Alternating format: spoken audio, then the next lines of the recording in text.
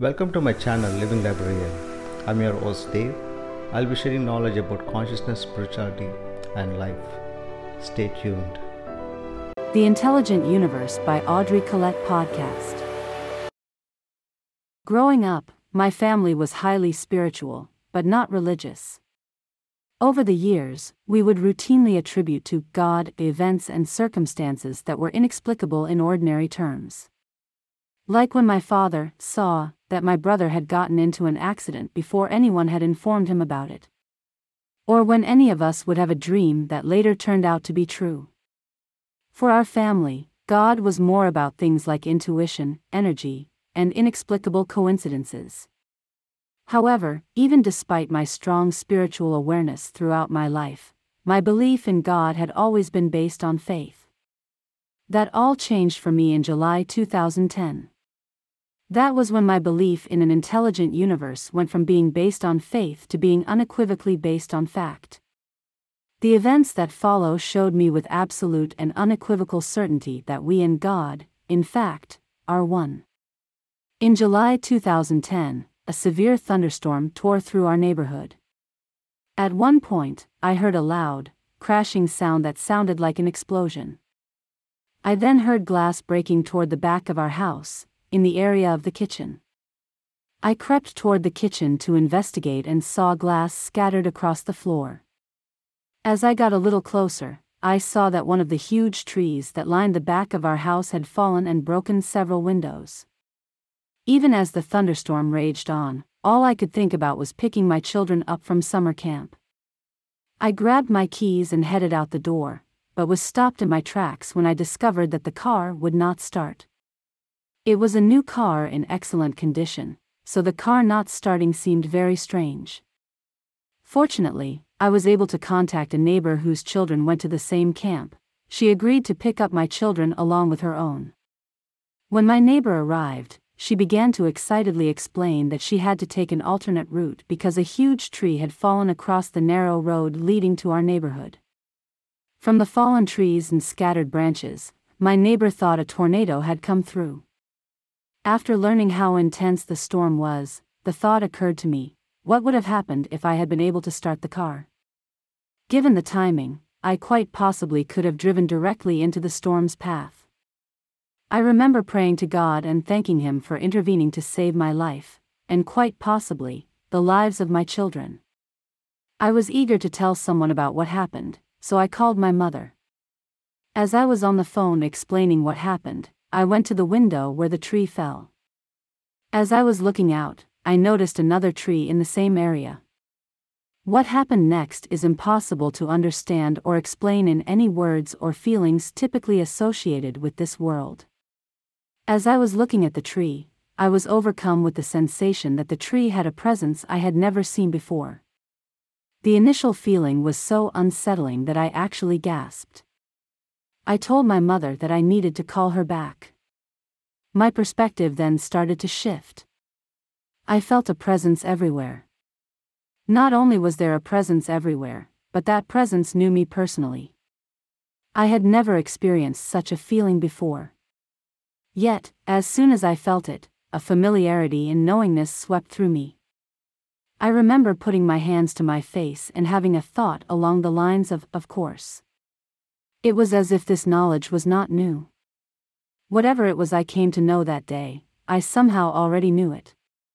From that point, I had a feeling that can best be described as expanding. I felt like I was expanding into the universe.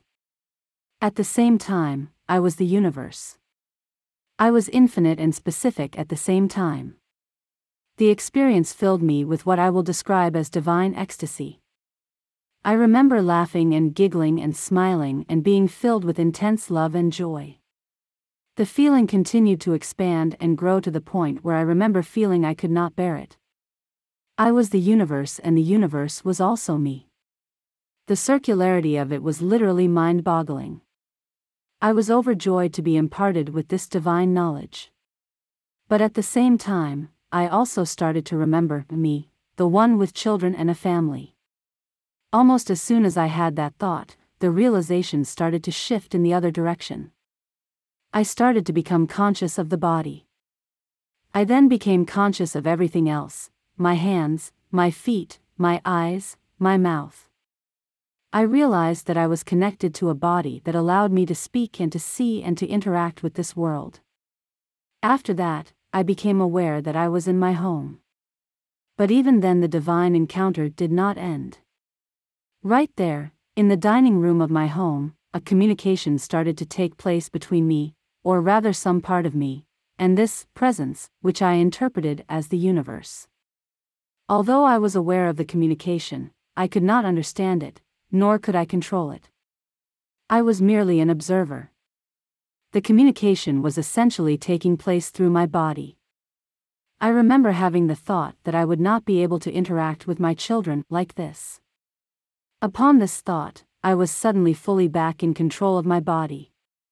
Once I was fully myself again, I began to realize the magnitude of the experience. I felt like I had been given a rare and precious gift. I was given proof that God existed and that the universe was conscious and alive. Before this experience, I would pray to God as if He were an inaccessible and unknowable entity. My belief in God was based on faith. After the experience, however, I knew there was no separation between us and God. That we are, in fact, one with God.